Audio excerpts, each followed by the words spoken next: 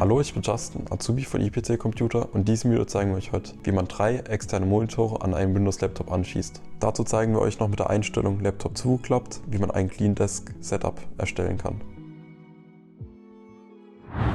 Um dies jetzt umzusetzen, braucht man Folgendes: eine IPC Computer Dual 4K Hybrid USB Docking Station.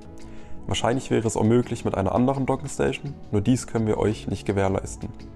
Ihr braucht jetzt noch Folgendes: ein Notebook, welches ein HDMI oder ein DisplayPort hat, und 3 externe Monitore. Der Aufbau ist in der Regel ganz einfach. Ihr steckt das Notebook an eure Docking Station dran, danach verbindet ihr eure 2 Monitore an die Docking Station und zu guter Letzt steckt ihr den dritten externen Monitor direkt an das Notebook, an den HDMI-Port oder an den DisplayPort.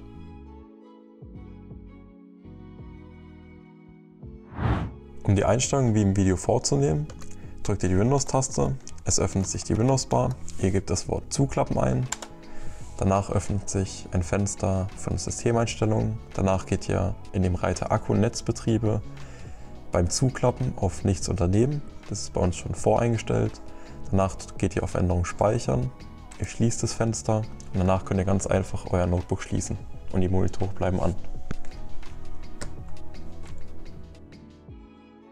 Falls ihr jetzt noch einen 4. Monitor braucht, könnt ihr ganz einfach euer Notebook-Display dafür noch benutzen. Dafür klappt ihr das ganz einfach auf.